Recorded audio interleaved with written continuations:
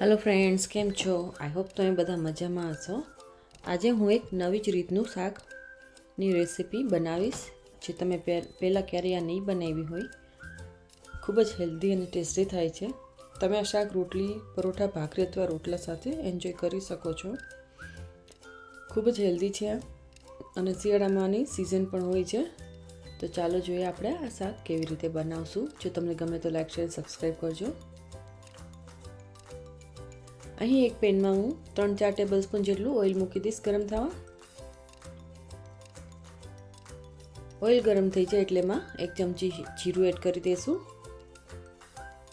જીરુંને આપણે સતળવા દઈશું થોડી વાર. હવે અહીં હું આખું લસણ લઉં છું, એડ કરીશ. આખું લસણનો સ્વાદ સારો આવે છે આ શાકમાં. અને અહીં મેં નાની જે ડુંગળી આવે છે, એકદમ આપણે સાંભારમાં વઘારમાં જે હોય છે સાઉથવાળી, નાનકડી એવી શેલેટ્સ કહે છે ને, એ એડ કરી દીધી છે 8-10. તમારી પાસે અવેલેબલ હોય તો એડ કરો, અથવા મોટી ડુંગળીના પણ તમે 4 પીસ કરીને એડ કરી શકો છો. અહીં લાલ મરચું પાવડર અને 1 કપ જેટલી મેથી લીધી છે, એડ કરી દઈશું. મેથીને આપણે સારી રીતે સાતળી લેશું. આ શાક ખૂબ જ હેલ્ધી છે, તમે જરૂરથી ટ્રાય કરજો. આમાં ડુંગળી લસણનો સ્વાદ ખૂબ જ સરસ આવે છે. હવે હળદર પાવડર, ધાણા જીરું, ગરમ મસાલો, ધાણા જીરું. અહીં ધાણા જીરું મેં 2 ચમચી એડ કરી છે. હવે અહીં બાફેલો સરગવાની સિંગ છે. સરગવાને આપણે 2 વિસલમાં કુકરમાં બાફી લેવાની છે. પહેલાં એડ કરી દઈશું. તમે તમારી ઈચ્છા અનુસાર સરગવાની સિંગને લઈ શકો છો. આમાં જેટલી એડ કરવી હોય એટલી.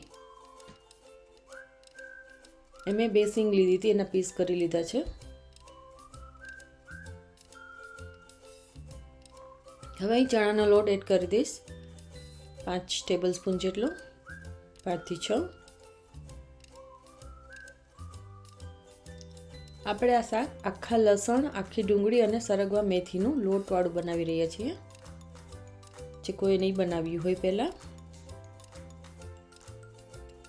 ખાલી સરગવો અને ખાલી મેથી આપણે બનાવતા જ હોઈએ છીએ. હવે આમાં હું 1 કપ છાશ એડ કરી દઈશ, 1 ગ્લાસ છાશ. તમને છાશ ન ભાવે તો પાણીમાં પણ કરી શકો છો, પણ આ શાક છાશમાં વધારે સારું લાગે છે. હવે મેં ઢાંકી દીધું છે. 5-7 મિનિટમાં શાક ચડી જાય છે. હવે તમે જોઈ શકો છો. અહીં મેં લોટવાળું વધારે રાખ્યું છે, કારણ કે લોટવાળું શાક વધારે સારું લાગે છે. તમને જો લોટ ઓછો જોઈતો હોય તો તમે લોટ ઓછો પણ એડ કરી શકો છો. તો 3 ટેબલસ્પૂનથી વધારે ન એડ કરવો જો લોટ ઓછો જોતો હોય તો. લોટવાળું શાક વધારે સારું લાગે છે. આપણે આ શાક ઓલમોસ્ટ થવા આવ્યું છે.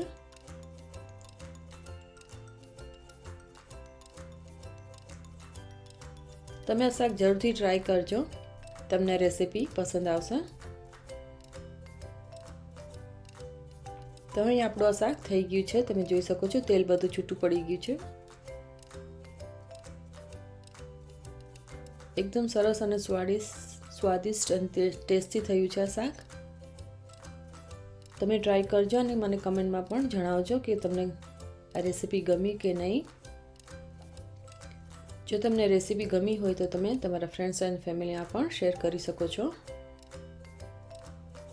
અને તમે મારી ચેનલમાં જો નવા હો તો પ્લીઝ સબસ્ક્રાઈબ કરી દેજો, જેથી તમને નવા વિડીયોઝ મળી શકે છે. અને બેલ આઇકન પણ દબાવી દેજો, જેથી નવા નોટિફિકેશન તમને આવતા રહેશે. તો thank you for watching. Bye now.